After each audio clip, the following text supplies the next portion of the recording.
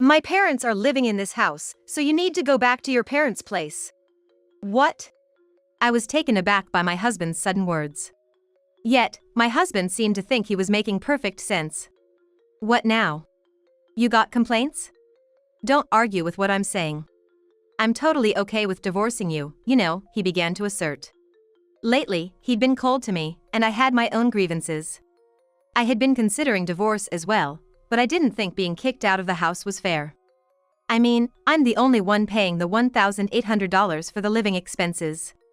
I wonder if he even remembers that. As I stared at him in disbelief, he lost his patience and snapped, "Get out of this house already. If you're here, my parents won't feel comfortable coming." I truly didn't understand why I had to leave, but I said, "All right. I'll take everything I bought with me." Once I agreed, my husband, contented, said, "Get on with it then," and left. I immediately called a resale shop. "My name is Emily. I currently live with my husband, Robert, who's 5 years my senior. Robert and I met when mutual friends introduced us, and we unexpectedly bumped into each other while hanging out with them. It naturally led to us spending a day off together. I'm actually thinking of becoming a voice actor. I'm studying for it now." Listening to Robert, I thought his deep voice was indeed impressive. I've always had a soft spot for soothing voices, and I felt drawn to his. He probably sensed my interest. Soon, Robert and I exchanged contact information, suggesting we should hang out alone. With my agreement, before we knew it, we started dating. Neither of us explicitly said we should date, but we found ourselves in a relationship. Being young at the time, I thought this must be what adult romance feels like. I'd just graduated from college and started working, so maybe I was taken by the idea of dating someone who seemed so mature compared to me. Seeing this, my best friend, Ashley, expressed concern. "Are you sure about dating someone 5 years older?" I confidently replied, "It's fine. Age gap relationships aren't that uncommon nowadays. I really like Robert, and he feels the same about me. There's nothing to worry about." Seeing my conviction, even initially concerned Ashley said, "Well, if you say so, Emily." Robert and I continued dating for about 3 years, and he eventually brought up marriage.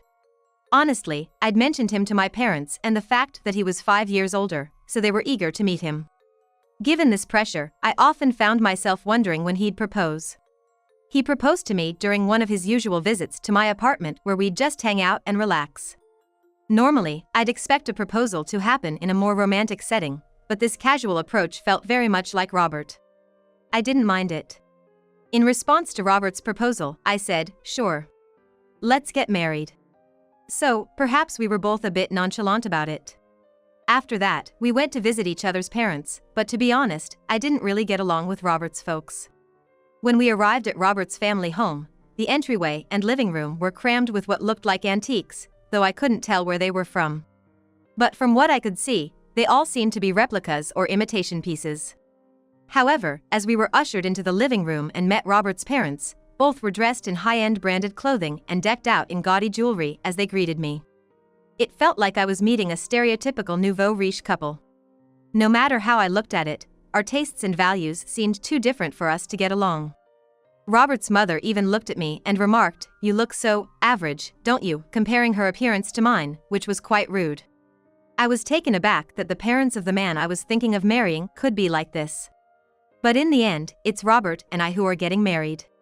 If I don't get along with my future in-laws, then I don't really have to interact with them much. So, I decided not to let it bother me too much. After Robert and I got married and moved into our condo to start our life together, after a while, Robert came to me looking a bit anxious. "Hey, who was that woman in the blue dress among your guests at the wedding?" "Which woman in a blue dress?" There were several of my guests who wore blue dresses, so just based on that information, I couldn't figure out who he was talking about. The one who gave a speech as your best friend. Do you mean Ashley?" Yes, she was wearing a blue dress. Upon hearing this, Robert muttered, "So it was Ashley." "What's wrong with Ashley?" When I asked, he seemed visibly flustered. "Oh, it's nothing major. The other day, when I was headed to work, I thought I saw someone who looked like her. That's when I remembered she had given a speech as your best friend at the wedding." I was puzzled at his sudden interest in Ashley and why he was so flustered. But he just chuckled and said, "It's nothing, really," and retreated to his room before I could ask anything further. A little while later, I got a call from my best friend Ashley with some news. Listen, Emily. My boyfriend's coming back to the US next year. Actually, Ashley had been dating her boyfriend since high school. They'd known each other since elementary school, but he had moved away in middle school, and since then, they had been writing letters to each other. By the time they got to high school, they were reunited, and that's when he confessed to her. I always felt content listening to Ashley's bittersweet love stories. I always enjoyed hearing about her love adventures. And her boyfriend, after working for a few years at his company, got transferred to an international branch and had been away from the US for some time. Despite the distance, their communication never faltered, and they remained a close-knit couple. Do you think he might propose once he's back and then you guys will get married? Oh, Emily, you're always so quick to jump to conclusions. Just make sure to invite me to the wedding. I promise I'll give a heartwarming speech. Of course. After that touching speech you gave at your wedding, I'll definitely need you to do the same for mine. Don't set the bar too high. We shared a laugh over our tea. We could talk about anything and everything, completely trusting one another. If one of us had a problem, the other would be there, always ready to offer a shoulder to lean on.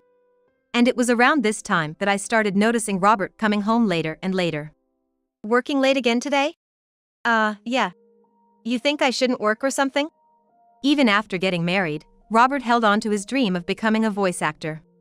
While studying for that career, he couldn't quite see the results and had to work part-time jobs to make ends meet.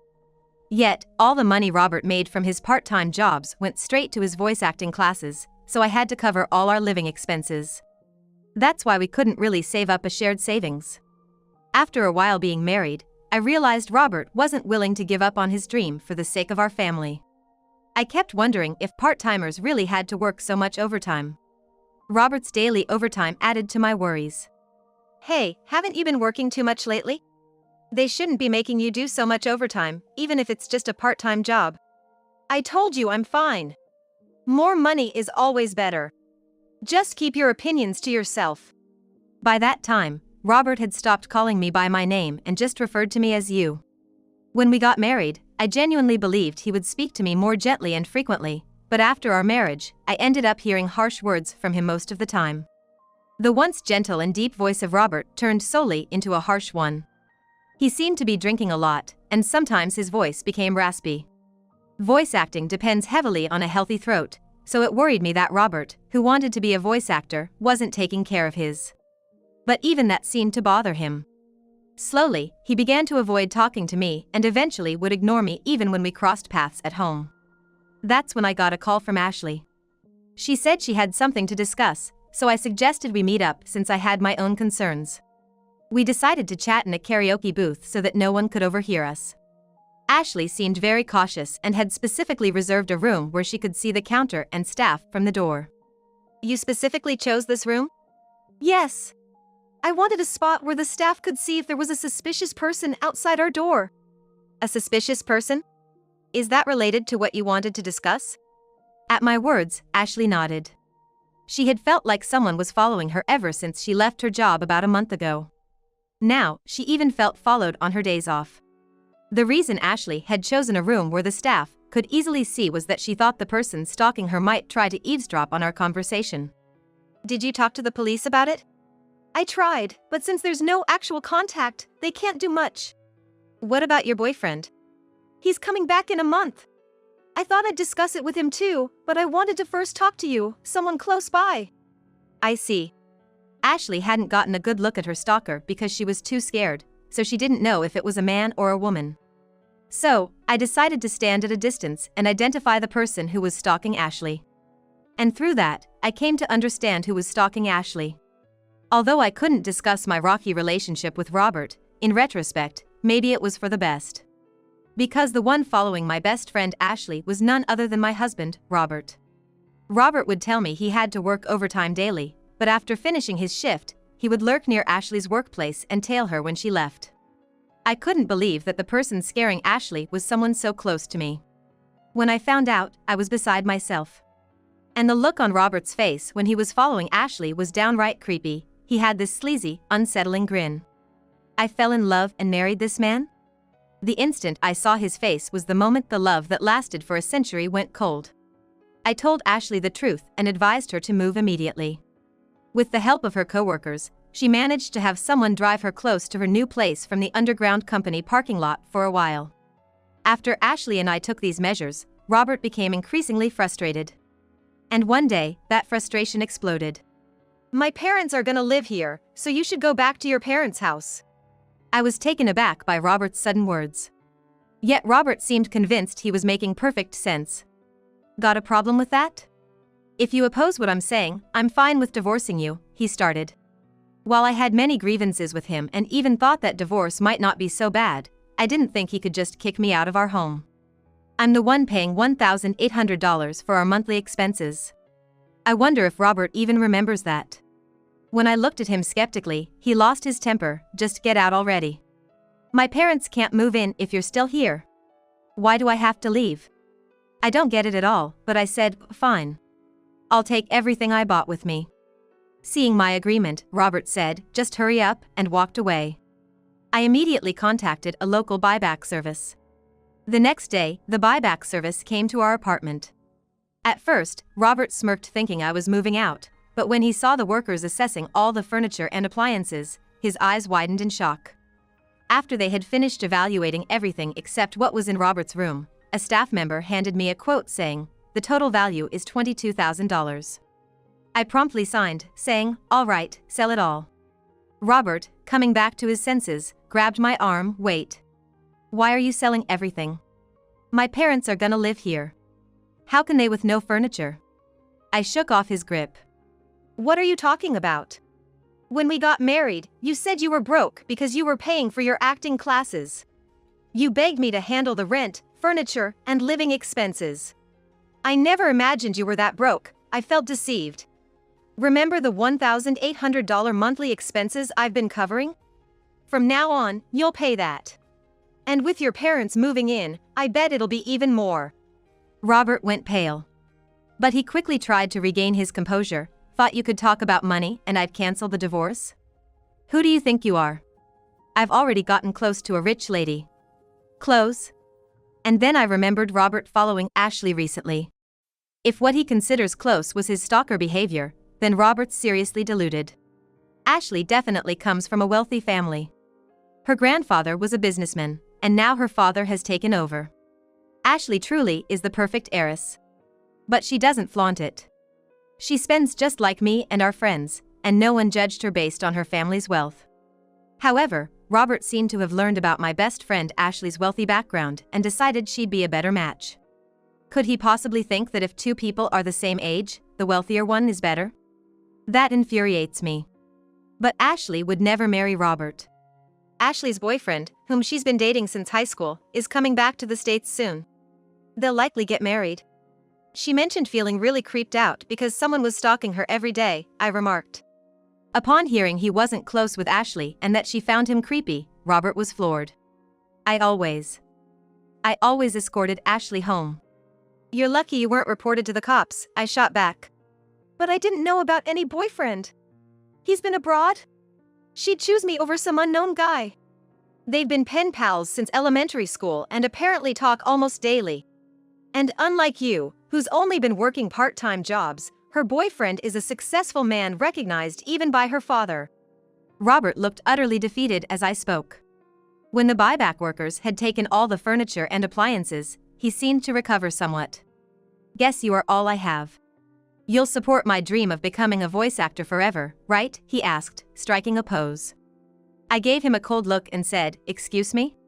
I've already been to the divorce lawyer's office and started the process.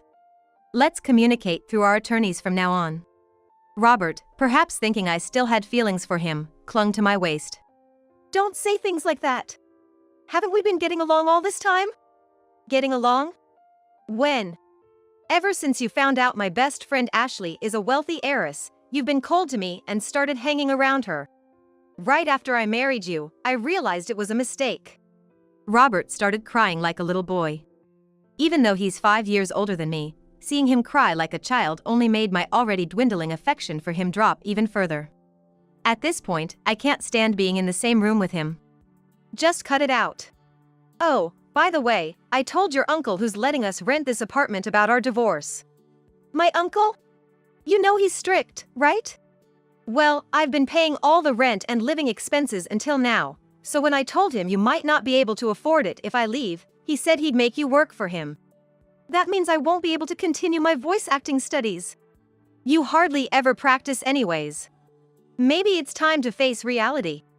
Anyway, if you come near Ashley again, I'll report you to the police immediately. Goodbye.